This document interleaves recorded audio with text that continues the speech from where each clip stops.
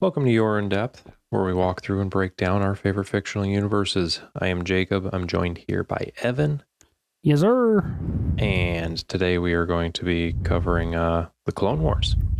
We are kicking off season 3 with a weird little backtrack because of the way that these happen. Season 3 premiered with 2 episodes that served as a prequel and a sequel to season 1, episode 5. So, which we've already covered. Correct, but we're going to revisit it because the way that would end up playing, the entire arc for this little storyline of 3 episodes is 301, 105, 302. Like it's you jump back 2 seasons for the meat of the sandwich. Like, it's weird. Yeah, it's definitely strange. We were talking about this earlier. I think once we get, about halfway through season 3, I think we're past the jumping to prior seasons bit of it. But we're not there yet. So bear with us in that regard. No. But nonetheless, if you're having a hard time remembering what these are, we are going to do a summary. And I got like 4 lines or whatever. ChatGPT spat me after I threw the Wikipedia entry into it. It just to summarize and kind of refresh your memory on the Clone Wars episodes. Yeah. You good to go with that then? All right, let's do it. And then we'll get into some notes that we took about it. So episode 1 is Domino Squad runs a graduation exercise on Kamino to reach a beacon atop a droid-guarded citadel, but their teamwork falls apart and they fail hard under Brick's harsh judgment. Brick is like the commanding, technically he's a bounty hunter, I believe, but the one that they employed to train them. Yep, one of the 2 bounty hunter training officers. Yeah. Shack T refuses to transfer Fives and Echo, insisting the squad learn to work together, and grants them a retake of that test. After 99, which is a deficient clone, it feels really weird saying that, knowing what he is, but, he convinces Heavy about brotherhood. The clone Heavy steps up and the squad finally clicks. Brick sabotages them by stealing their climbing cables, but they adapt, overcome, and pass the test. They graduate, receive medals, and Heavy gives his medal to 99 before the squad ships out to the front lines. Then we backtrack to episode 105. On Rishi Moon, rookie clones Heavy, Echo, Fives, Cutup, and others. Who are the and others? For Domino Squad, you're just missing Droidbait. But then they have like their sergeant and a few other nameless clones. Oh, okay then. Yeah. They guard a listening post meant to warn Kamino of separatist attacks. Commando droids infiltrate the base disguised as meteors, massacre the squad, and report success to Grievous as an invasion plan begins. Cutup is killed by a Rishi eel, which is these freaking weird looking, eels. And the survivors alert arriving Rex and Cody, who uncover the droid disguise and regroup in the crater. They retake the outpost, but Grievous sends reinforcements, forcing the clones to rig the base to explode and disrupt the all-clear signal that the droids are pushing. Heavy sacrifices himself to detonate the charges, saving Kamino. Echo and Fives are awarded medals and inducted into the 501st. I will say with that one real quick, because it does not include Droidbait in his death for Domino Squad. He, per his name, just gets shot by a droid and dies. They don't really address it in the episode, like don't really mention, oh, Droidbait, no! But that's how Droidbait dies. Episode 2. 3. Well, 2 of season. Now I got you all messed up. No, it's episode 2 of season 3. I was correct in my pronunciation. What I was laughing about is the fact that you said something and I didn't just ignore it. Something's funny about doing that, I feel like, where it's just kind of one of those, like, a nod and then, okay, anyway. Moving on. Anyway, episode 2 of season 3. Anakin and Obi-Wan rush to Kamino after an intercepted Grievous / Ventress transmission, arriving with Rex, Cody, Echo, and Fives, who reunite with 99, who then learns Heavy is dead. A separatist assault begins with a space battle and a hidden underwater assembly line that builds attack crafts mid-fight. Droids breach Tipoca? Was it Tipoca? Freaking Tapioca City. Tapioca City. And Grievous and Ventress attack key targets. Colt is killed. Obi-Wan duels Grievous, and Anakin fights Ventress to protect Jango Fett's DNA. Echo and Fives defend the cadets in the barracks with 99's help, rallying them and leading an ambush that wipes out the attackers. 99 is killed, resupplying ammo, but his sacrifice inspires the clones and Echo and Fives. And Echoes and Fives are promoted to be ARC troopers. Yeah.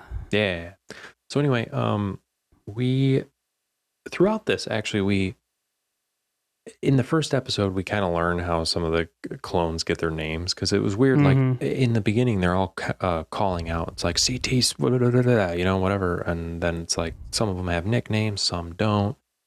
And then you kind of learn that it's like, okay, well, it's based on a trait or based on this or whatever, like just kind of thing where they come up with nicknames, i.e. Fives, Cutup. We get some of those. So, but anyway, I thought that was kind of cool. But we have an ad, and then we'll get into our notes. Hooray! This episode is brought to you by the Clone Naming Service. Pretty much, we just have a few clones that stand by. You come in, they observe you, and give you a name. So if you are an unnamed numerical clone and you want your name given, hit them up. Now, you don't have to be a clone either, as they'll happily take your money. But, hey, what did you guys come up with for my name? Ugly. Well, that's just mean. Hello. Hey, it's Pito. What up, baby? What the? Gosh dang it. Oh, my gosh. What? I don't even remember. Is this one of those times where you drugged me?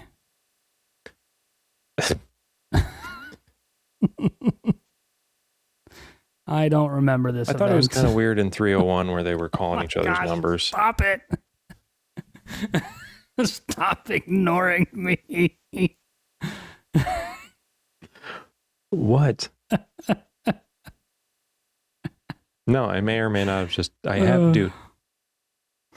We've been doing this podcast for 91 episodes. I have a good amount of your audio. I can use it. Oh, gosh. Finding the audio that I wanted is really hard to do, because I am almost certain you have some audio where it's just like, well, that's just rude. And I really wanted to use that. I really wanted to use that. I couldn't find it. I just couldn't find it. It's got to be out there somewhere. But, yeah. Anyway.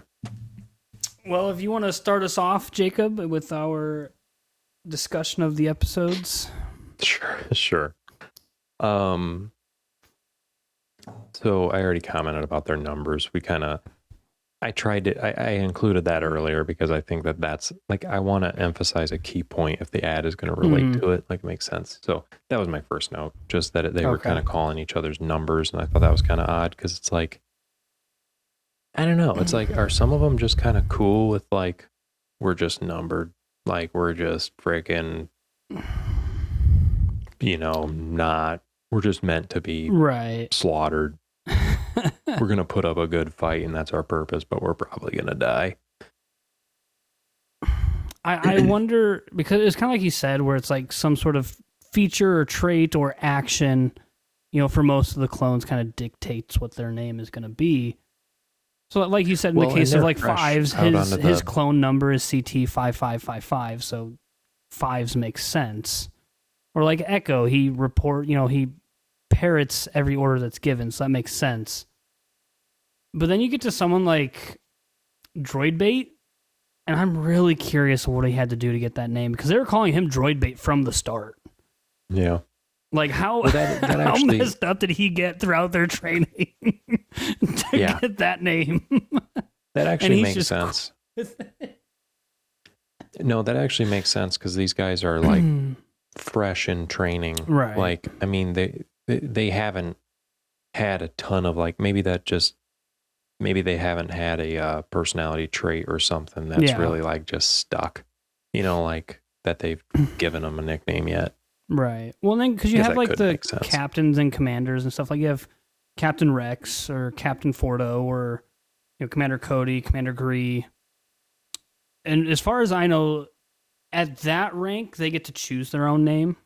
So like Rex chose Rex, Cody chose Cody. But then I wonder about some clones, like Denel, the one I can't stand. Like, what did he do? What was his trait? What action did he perform? How did he get that name? Yeah. Like, I guess, like, I don't know what would correlate in terms of actions or traits or, personality or whatever to go with something like that. But that also could just be like, man, I'm tired of being called CT whatever, call me Denel. It could be something as simple as that as well. And I mean, it could just be like a peer group, like either they give it to them, not necessarily personality trait, but it's just like, I don't know, one of them, you look like a bitch, call him bitch. Like, like that kind of thing. Right. Too. It could just be random. Yeah.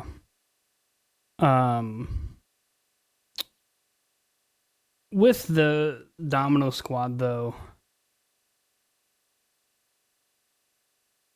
in my notes here, there's kind of a flaw, one or two flaws that would stuck with each of the members of Domino Squad. I also jotted that down, actually, because when they give the final report, or like when they're talking about them, like what their kind of issue is, it's this. Right. So go for it. Well, so obviously for someone like Echo, he's like, and we see it plain as day in the episode, he's very by the books, follow protocol. He doesn't have the imagination or the flexibility that you need as a soldier on a battlefield.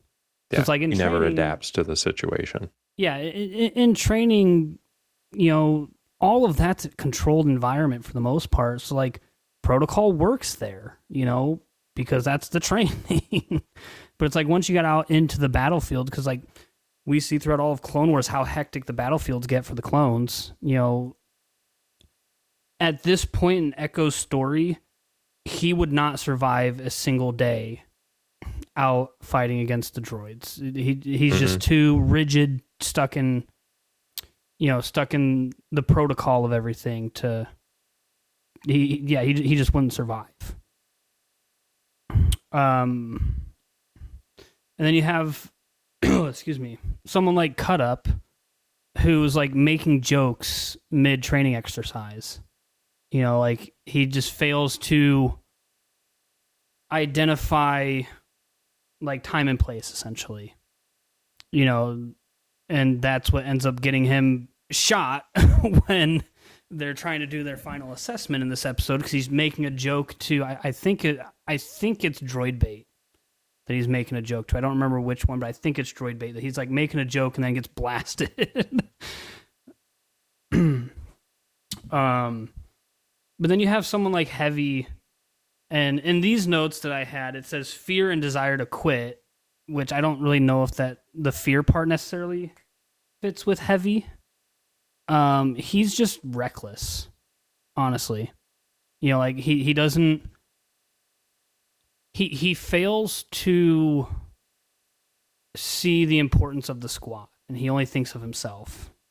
And it's not until his own path as they know. Yeah, it's not until that conversation with 99 later in the episode that he finally realizes being part of a squad is a good thing. You've got guys to have your back, but you need to have theirs as well. But his flaw for most of the episode is just, I wonder if it's just trying to be too individualistic. Because I mean, granted, they're surrounded by people that look like them, so it's kind of hard to feel like you're your own person in a situation like that, I would imagine. But he kind of takes that to the extreme and definitely hinders the squad in that regard. Yeah. This one here, it also says for Droidbait, inexperienced. They're all inexperienced, so that makes no sense to me. Yeah, no. I think Droidbait and Cutup kind of fall into the same vein. They're just too, because they're both like bickering in the training exercise, and that's what gets both of them, shot and taken out of the exercise. Fives, I don't know. Truthfully, I don't really think Fives necessarily has like a major flaw about him. In this, he's just kind of like your generic clone, but he's with 4 others that aren't really taking things as they should be taken. Yeah. Which is kind of just like his downfall in these live fire exercises and stuff. I don't know if you had different kind of traits or anything for each of them or not. No, it was pretty much that. Yeah. One thing I felt like, so we met 99, who he's a clone that, stuff didn't go quite right. They call him a bad batcher, which that sounds so harsh. And I know that it is. Yeah. But they said that, and it was kind of like one of those like, oh, like, that's not nice. I have a not popular view on 99. Yeah. I know a lot of people really like 99. Didn't care for him. He's there for Heavy in the episode, when Heavy needs someone to like talk him off of the ledge, essentially. And like good on you, sure, yeah, but the character of 99 didn't care for him. No, I don't know. I remember the first time I watched this through, I liked his character, and then the second time, I don't dislike it, but it was just kind of like, okay. Yeah, whatever. Yeah. Like, okay. Yeah. So there probably is some big like fandom around him or something. Oh, there is. There's just like dental. Yeah. No, there's a large community that likes 99 that like just not even a spoiler, just like 99's death in the 3rd episode. I didn't care. A lot of people were like broken up about it, probably cried or whatever, I did not care. And that sounds harsh. Like, I wish I was the one holding the blaster, you cripple. And that sounds harsh, and that sounds kind of messed up. Yeah, but so is sitting outside of a Walmart with a bucket full of nickels waiting for the handicapped people. Well. You do that on your free time, so it does not surprise me that you hate 99. Also, for clarification, if anybody's like, oh, he gives change to disabled, that's not what I said. He throws them. He throws coins at disabled people. You have no proof. There is no proof of that allegation. I'll deny it till the day I die. Hey, you got any coins? I do no such thing. Spare some change.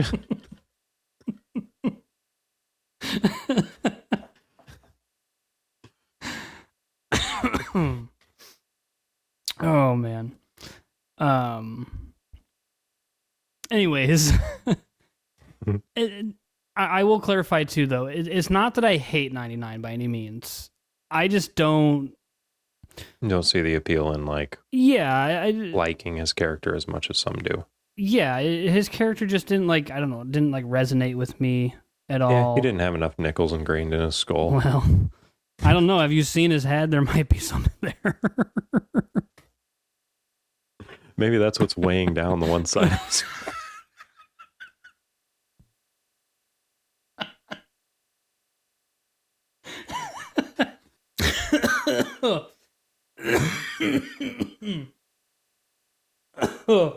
Oh God. There's a blooper for sure. I don't know. I might keep it. Hey, listeners, if you guys want to know what we just died about right there, go get people to listen to the episode so we can get another blooper reel out, and you'll get to hear it there. I don't know, man. I might keep that in the episode. That was funny. Surprised myself with that one, and I'm not trying to be I don't know. I'm not like laugh at my joke, but I genuinely surprised myself. That was good. Popped into my head. I said it without really thinking about it. That was good. Oh God. Anywho. Back to the episode.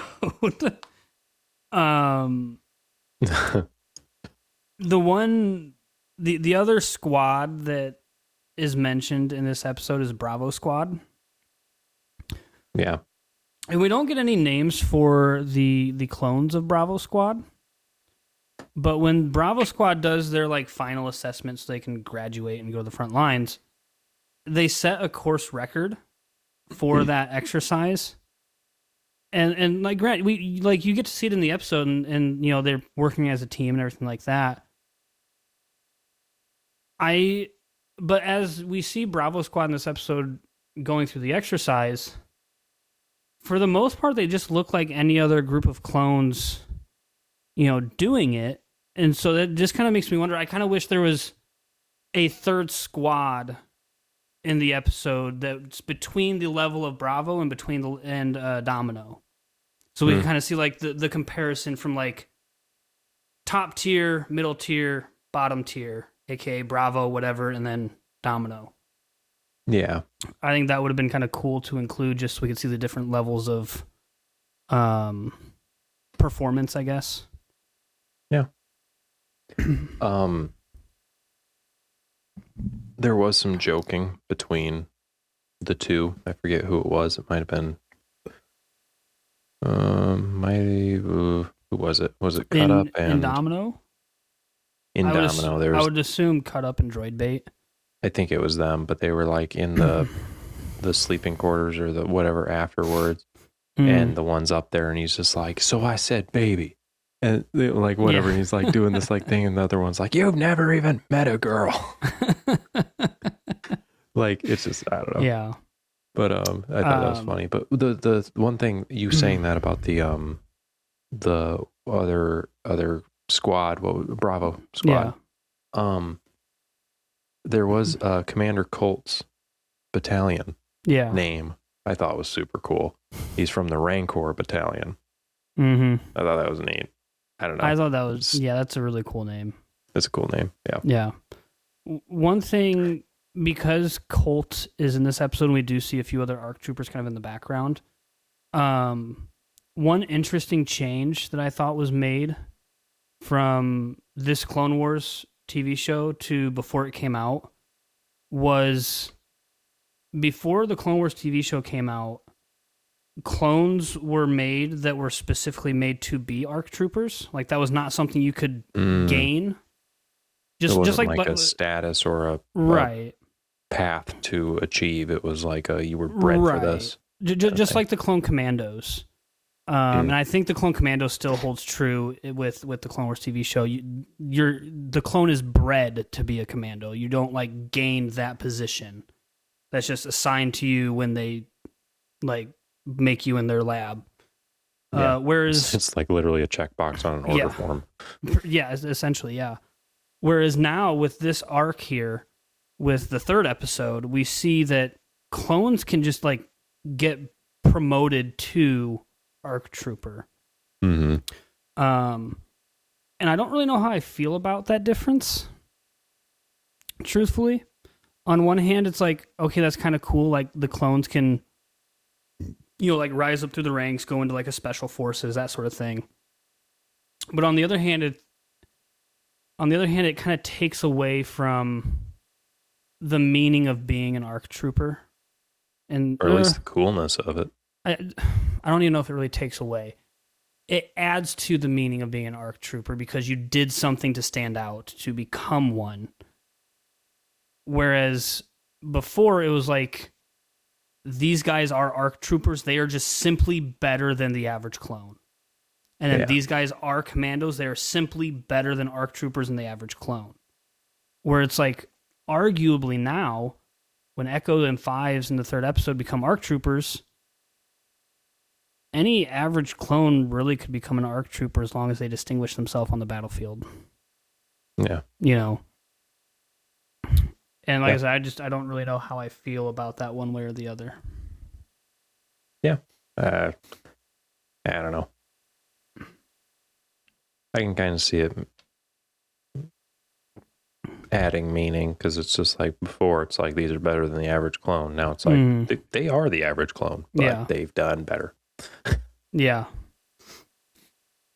Because it, in one sense, it brings down the effectiveness of the ARC Trooper, but it increases the like sense of accomplishment of being one.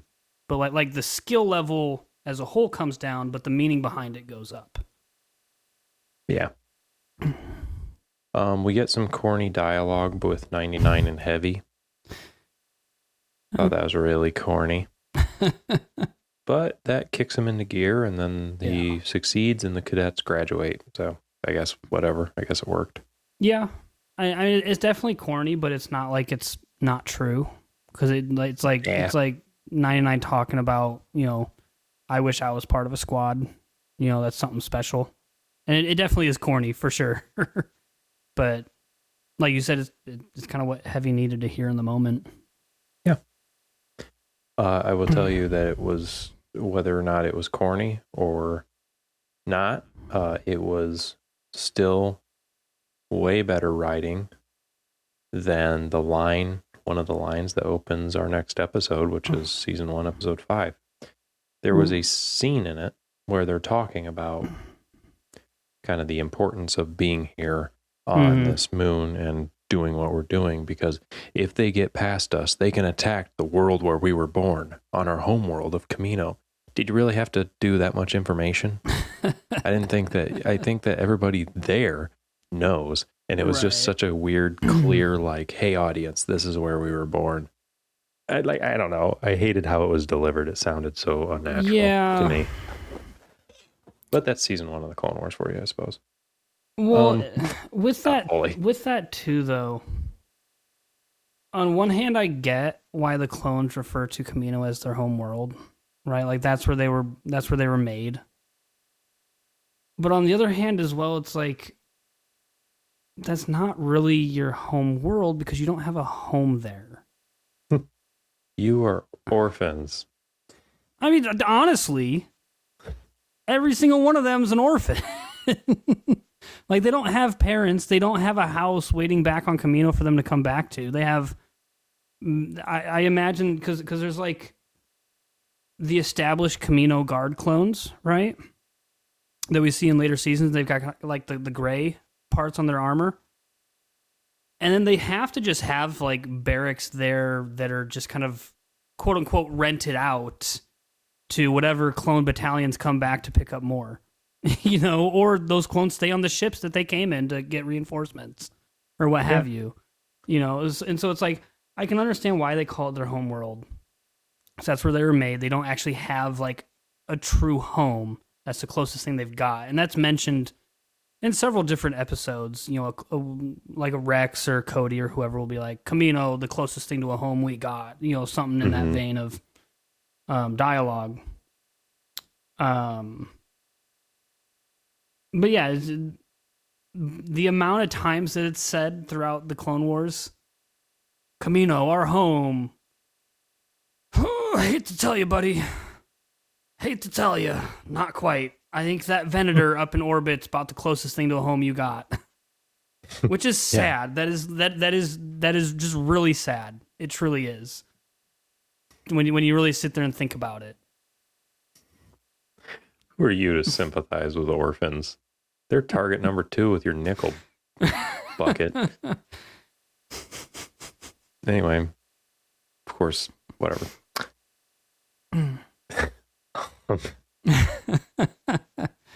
Cutup dies. Yeah, Cutup dies. He gets eaten by a giant worm. Big old worm. Yeah. Big old eel. And chomper. I will say, another member of Domino Squad dying, like, I kind of like felt that as like, oh man, that sucks. They're like slowly losing their brothers. Yeah. But on the other hand, that was such a perfect way to kill one of them, because it's like it's not this glorious. It's not this glorious death in battle. It's not this last stand or anything like that. It's this clone just died. Not like unceremoniously, no, one-liner to give or anything like that. He just got taken out. And that's how most of them go.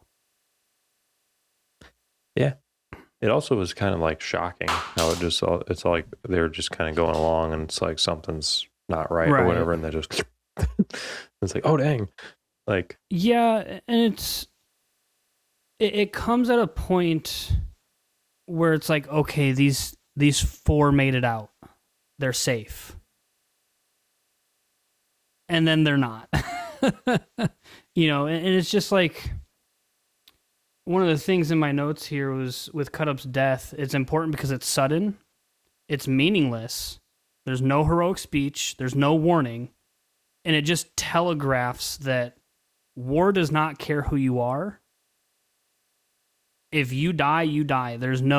War's not waiting for you to have your heroic last stand, to have your witty one-liner, to save the village or what have you. War is going to happen regardless. Yeah.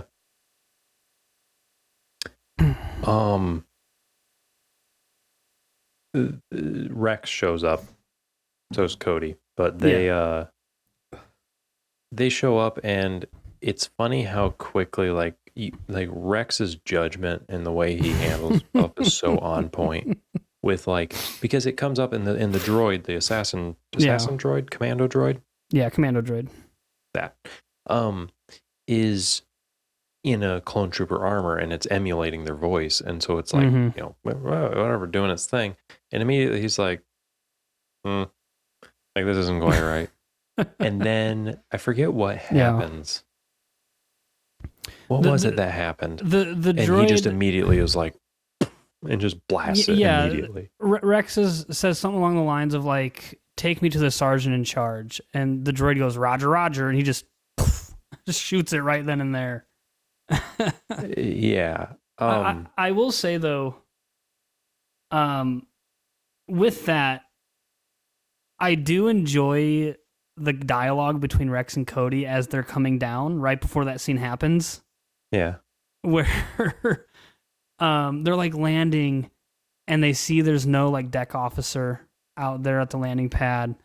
And I think it was Cody just says something along the lines of like, "This one's all yours, buddy. You're in charge on this run because this is going to be messed up." And just like the banter between those two. Yeah, but like immediately they're suspicious and they know like something's up. And then there's just that one moment that triggers it. And he's just like, "Yep, I'm right." Boom. And acts. I think it's interesting as well that in this act that Rex does where he just fires, even Cody is like shocked. He's like, "What did you do? Like, why did you do that?" And it's not until Rex pulls the helmet off and they see the droid, head underneath that Cody realizes what's going on, which just kind of, it gives that much more like intuition, higher thinking, whatever you want to call it, to Captain Rex. Mm-hmm. Just kind of distinguishes him even more. Yeah. And it kind of makes him stand out. This scene reminded me of, have you ever seen the show Justified? No. First off, pretty good show. I would recommend watching it. But there's a scene in it. It follows a U.S. Marshal, and he's just kind of like revisiting his hometown, kind of in a way. But there's like a lot of criminal activity going along, and so it's kind of his journey there, or whatever. I don't know fully how you even explain it. But he's a very he doesn't really screw around, and his judgment is pretty good. But there's this one scene where he goes in to take in, it was one of his old co-workers in a mine, who is getting hauled away by a cop. And this cop, we know as the viewer, is a employee of like a cartel. Yeah. And so he's not even a cop. Oh, okay, gotcha. But he's posing as one because he's going to kill this guy. Gotcha. And so he's taking him in and like arresting him and stuff. And the main character, Raylan, shows up, and he's just like, "Oh, did this guy send you? Like, what are you doing here?" And he's just like, "Yep, whatever," and gives a thing. And he's like, that's crazy. Like 10 minutes ago, I just talked to him and he didn't say a single thing. And the guy's like, well, I don't know what to tell you. And they kind of exchange this look. And this guy's like weirdly hostile too, like the cop, quote unquote. And he's just like, all right, you're going to need to move because if you don't, I'm going to shoot you. And the main character's just like, now that's kind of like your attitude isn't right because like I'm above you kind of thing. And there's this weird like tense thing where they're both like eyeing each other. The main character's just like draws and just blasts him. And he drops, he's down, he's dead. And he's just like, God, I hope I got that right. I wonder if that goes through Rex's mind in this moment. Yeah. Well, because it just reminded me of like where you know something's off and it's like, do I act? Do I not? And then as soon as you do, it's like, I really hope I was right on this one. Because I hope I made the right call. Otherwise, this is going to be so much paperwork. Yeah. No, that's a pretty good show though. I would recommend watching that one. Yeah. It you know who Walton Goggins is? Guy who plays the ghoul in Fallout. Okay. Yeah. He's been in a lot of other stuff, but he's in it. It's one of his earlier works. But anyway. Yeah. One thing with this scene as well, where Rex, does his quick draw. The difference in Rex's reaction to this compared to when the droids first show up and take the base. I like how it shows the difference between the training of the average clone and the experience of someone like Rex. Because when the droids first show up, it's, oh no, what's happening? Oh wait, hey guys, there's droids here. Maybe we should do something about it. Now half of us are dead. Whereas like Rex, with his experiences, he's fought in the war, he jumps straight to action. He doesn't have that hesitation or that shock or anything. He just jumps right in. And I do like that it kind of showcases the difference between the two. Yeah. Speaking of quick draws, when he regroups with the remainder of the Domino Squad and that eel makes its appearance again, very quickly he whips around, boom, right in the eye, instant dead. Yeah. Like he's just very quick to like, I don't know. It was like, this guy's cool, Right. And just the quick action of characters like Rex or Cody or any other like clone that's been in the war for a little bit compared to these fresh recruits. I do like the difference there. Just because it'd be really easy to have all the clones kind of react the same and, always know what to do or where to go when stuff happens. Which is just unrealistic, if they did it that way. Because it's like it's like in the Clone Wars movie, where with Rex and Ahsoka, where Rex is like experience outranks everything. It's like, well, that's kind of on show right here now. Like Rex and Cody know what to do. These recruits, these rookies don't. Yeah. And even in this situation where the worm shows back up, they're quick to act. They quickly know, take this thing out. Yeah. I also thought something I thought was kind of funny was at the timestamp 13 minutes and 53 seconds. There is some obviously like suggestive pinup images on the wall.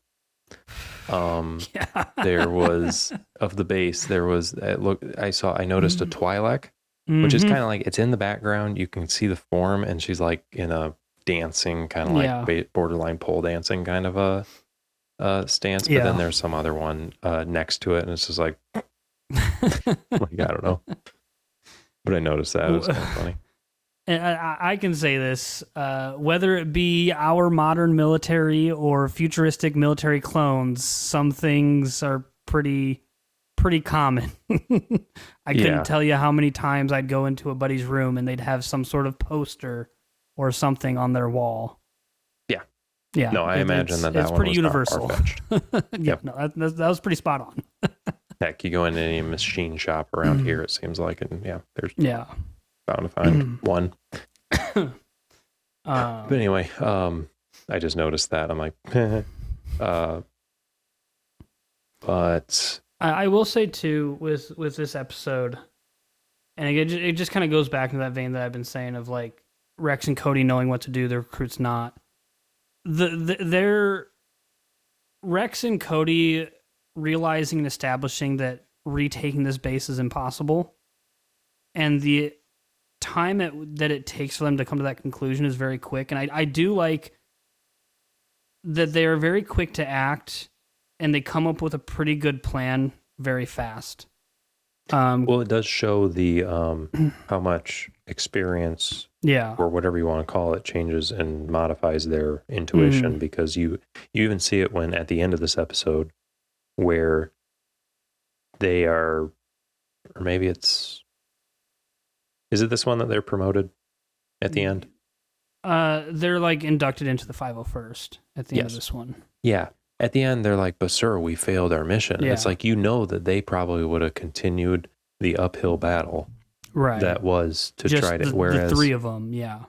Right. Whereas Rex and Cody are looking at the greater picture, and they're just like, no, this is not worth saving because of the damage that it will, do. Because it's we're not going to be able to take it. Right. But we could destroy it and have the same effect because it'll still save. And because it's like,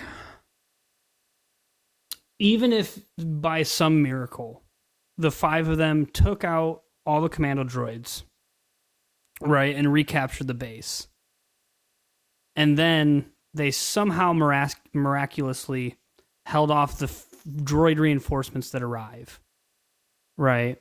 Even if that somehow happened, by the time they get that signal sent out, right? Because the droids like hardline the all clear signal.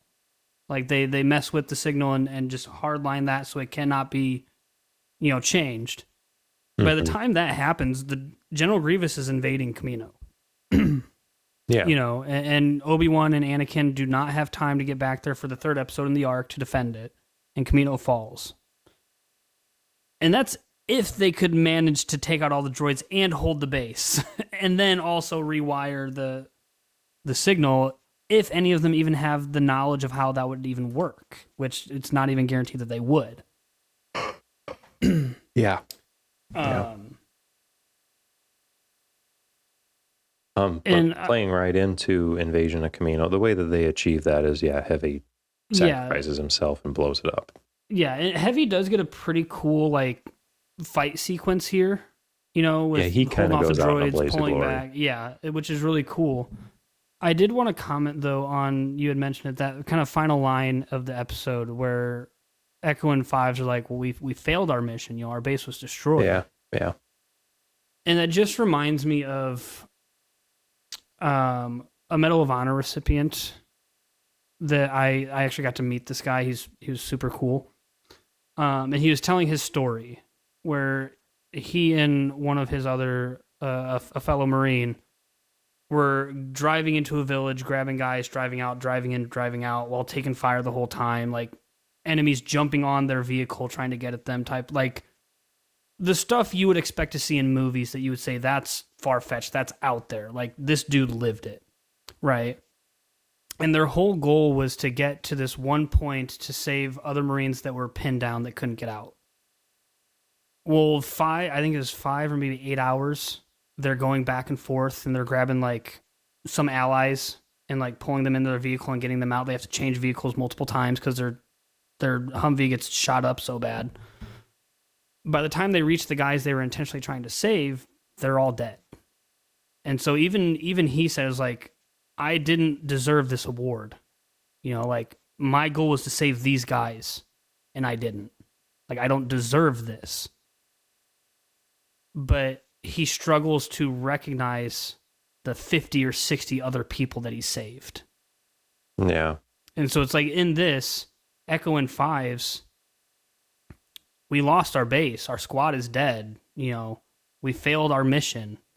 But how many lives have you now saved by destroying the base and making sure Kamino is on alert? Mm-hmm. It's a very similar thing, and my mind can't help but go to that story. Yeah. When it comes to this episode and that line at the end.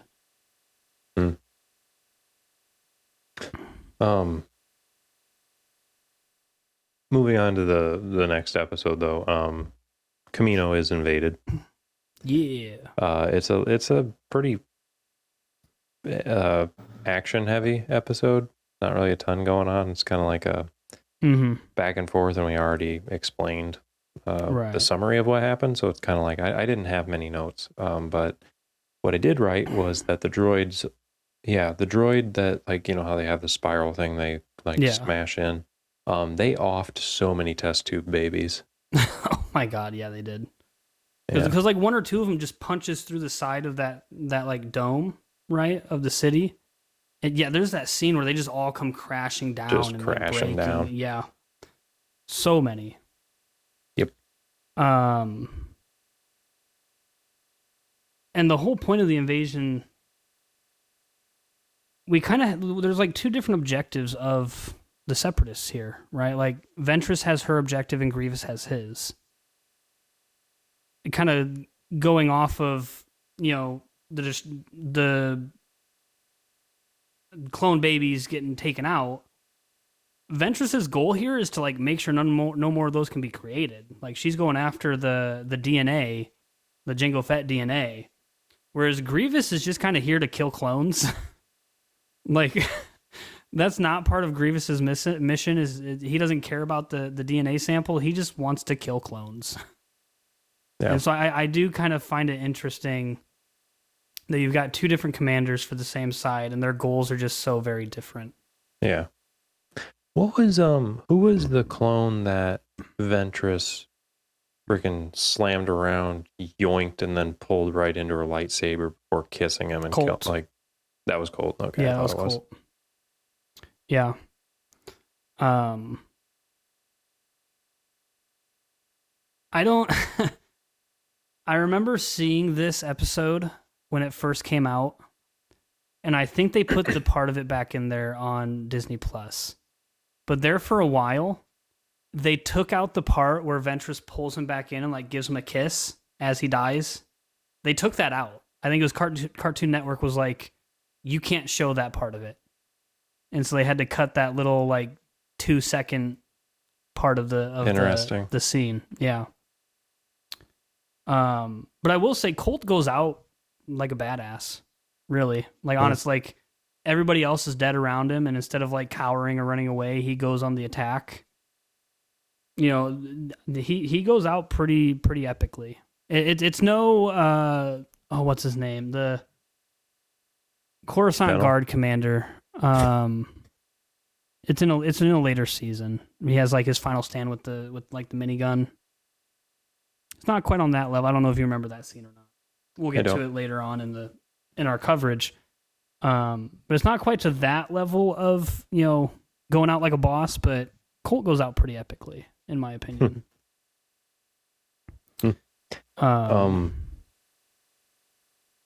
I did find it funny though. Yeah. Sorry, go ahead. No, I was going to comment on 99. Oh, I was kind of saving that for last. I know. I'm saying that this is last, so you go first. I found the banter between Anakin and Obi-Wan kind of funny in this episode because Anakin's up in space doing the space battle, and Obi-Wan's up there too, but he like comes back down and checks out the wreckage of the ships because General Grievous is like putting his transports in front of his command ship, like using them as a shield. And Obi-Wan picks up on what's going on. Like, something's not right here. And he goes to investigate. And I just love Anakin's like little kind of snide comment of like, well, only you would be interested in the ships I've already shot down. And it just cracks me up because it's like, Anakin's got his witty one-liner, but Obi-Wan's right. Yeah. I found that funny. Their banter is always like on point. It cracks me up. Yeah, it's always fun. I'm just double checking anything else before we get into 99. Yeah. I think that was my last bit before we go into 99 and the only thing echoing 5's part in the episode. The only thing that I had with 99 was just like, obviously he's so eager to help. I think that kind of blinds him in this moment. Like, oh, I'll go get it, and it's like, nah, buddy, don't. Yeah. And then just blap, and he's dead. So I think that's probably what blinded him in that. But it's just kind of like, oh, that's kind of sad. But a also big thing for me with that, not torn up. A big thing for me with that is I'm not even sad about his death. I'm not sad about his death because he did it to himself. He didn't achieve anything. He did not achieve anything. He was like, I'll go get more ammo, and dies immediately. Yeah. I don't even think there was hope for him achieving anything, honestly. There really wasn't. There's too many droids. They're running low on ammo and grenades. They cannot give him proper covering fire. They're getting pushed back, so they're not even in like an advantageous position anymore. And he just runs out in the middle of a firefight and gets gunned down, and then we're supposed to be surprised that he died. Yeah. Like, as soon as he was like, I'll go get it, I was like, he's dead. If he doesn't die here, like, that's just dumb. Because his action here is dumb. Like, maybe if he got to the ammo, and on his way back he gets hit a few times, but the rest of them are able to restock, then something was achieved. But his death is completely meaningless in the outcome of the battle. And then we're expected to feel sad and sorry for him. I'm sorry, I don't. But he wanted to help, Evan. Here's a couple bleeps for you. Play 5 games and find out, okay? Okay. Do stupid shit, earn stupid prizes.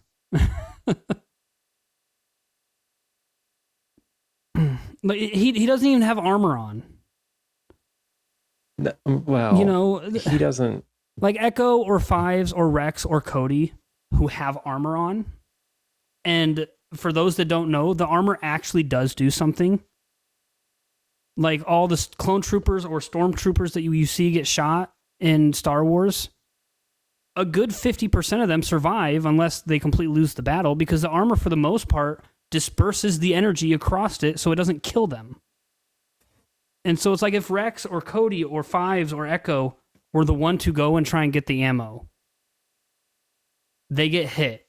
They probably can get back up and keep going because they've got armor on. And surprise, surprise, armor protects you. I'm sorry if you can't tell, this scene right here irritates me so much. Well, and it is specifically this scene that makes me not like 99. Because he is just dumb in this moment.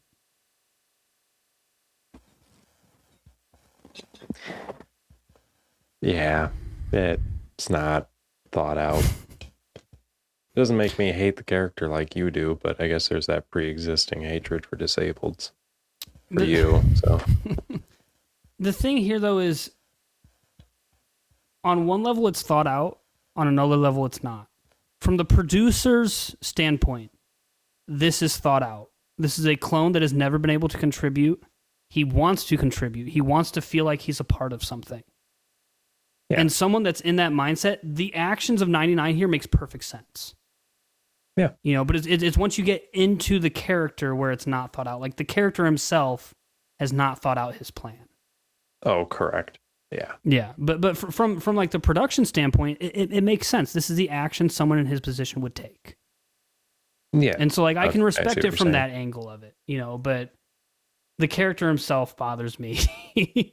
Even though his actions make sense from his mindset. I can see where it comes from. I think the goal, though, is to kind of feel bad for him because he is blinded by that, like, desire to be something, So it's like he's rushing into stupid decisions because he's not thinking it through, because he's so eager to help that he's being dumb. I can see that.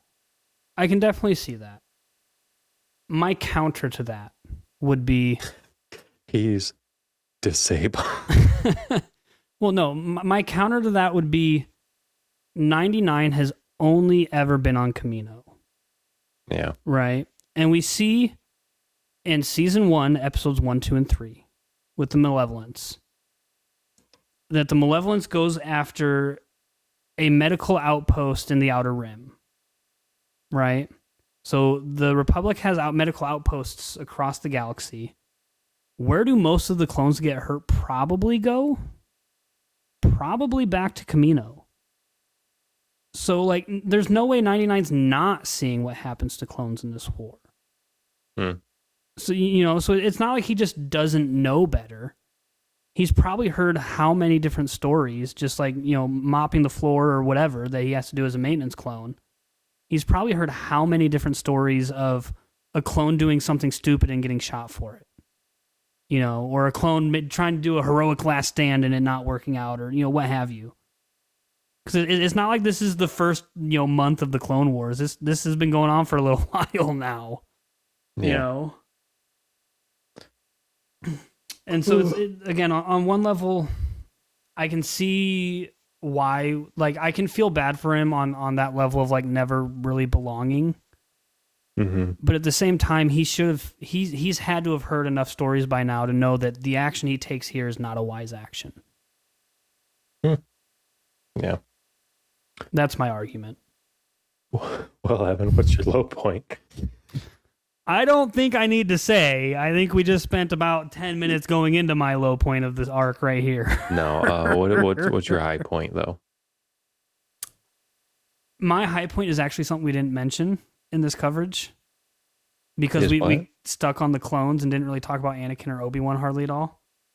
My high point is the Anakin Ventress fight at the end of this episode, where Ventress, like, force pulls the DNA sample and the one clone grabs it, and Anakin gives the line of, like, I'm tempted to let the clones just gun you down here and now. I was like, jeez, Anakin, oh my God. Yeah. Savage. Also, I think that's my high point. Yeah, do it. Yeah, for real. My high point.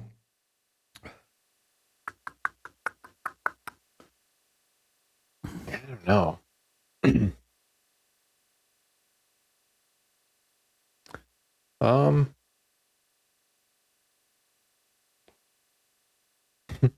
maybe that, like, runway scene where, like, something's up and then very quickly he's just, like, domes the droid. Oh, yeah. Or the eel, because that was some quick draw stuff. I don't know. My low is probably the Ventress kiss thing. Oh. Like, it just made me feel like she's just such a slimy character. I hate her. I can definitely see that being a low. At the same time, she is such a slimy character, though. I know, and that's what I don't like about her. Yeah.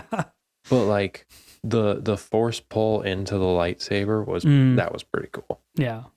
But, like, not the freaking ending part there. You mentioning that as a low just makes me think of the next scene directly after that, when General Grievous shows up and Ventress tries to do this, like, flirtatious, like, I'm better than you, you're not worthy of me type of thing. That always just was like, ugh, no, why does that have to be in there? That's just Yeah, we're not Marcel. This doesn't work on us. Do you remember that? Remember Marcel? We had him on the Clone Wars movie. He was a guest host. Okay. And he made some comment about her being hot. Oh, no. Why? I don't recall the full context. I don't know if he was being serious or not. But I just remember that. Because I remember being completely repulsed. No. Yeah, no thanks. Yeah. I shudder to think of what a live action... I shudder to think of what a live action Ventress would look like. I'm going to write this down. Okay.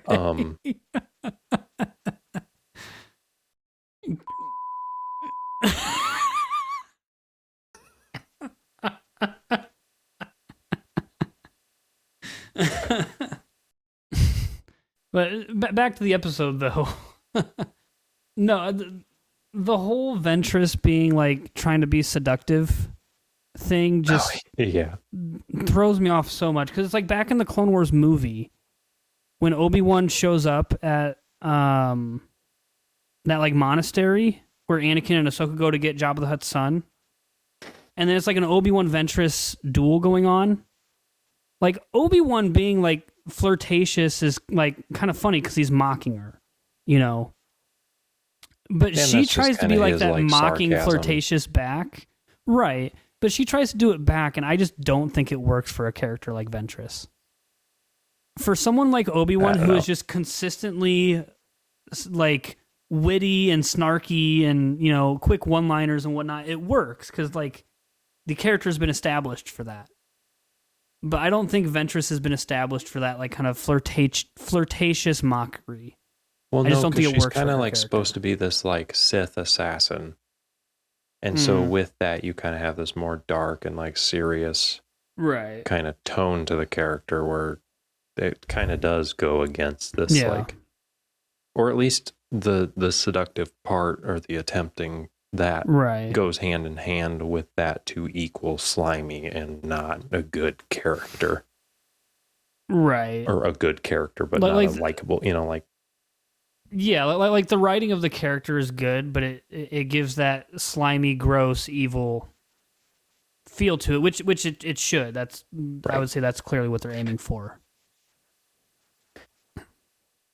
Yeah, and I wanted to. That's why I clarified that, because I don't want to say it's a bad character because it's not badly written. You know, like I just meant yeah. One thing I would say, too, with this third episode, I do like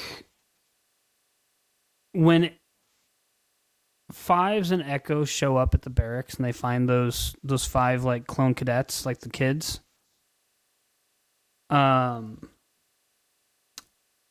do like that Fives and Echo kind of take on that role of inspiring the troops, kind of giving them a little bit of leadership that they needed when they were still in their training.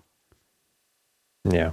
You know, they kind of give that little, it's like a brief little like inspirational speech of like, you know, your training's in your blood. You can do this, like take up arms and fight, you know, type of speech, which is what they needed, you know, when they were trying to finish their training. And so I do like that the roles have kind of reversed there, where they're now able to kind of step in and mentor these young clones.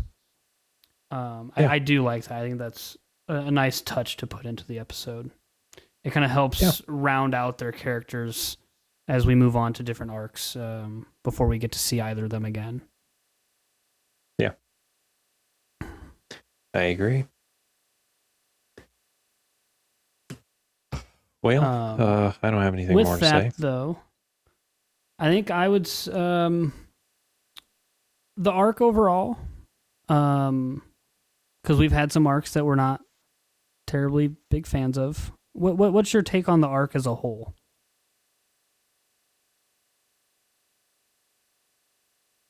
It's all right. I don't... Kind of middle of the road? Yeah. Yeah, for me, I think it's kind of middle of the road. I don't think it is certainly not the worst one that we've come across, nor will cover. But it didn't necessarily stand out. Like, I enjoyed it enough, but yeah, probably just middle of the road. What about you? I think it's a solid arc.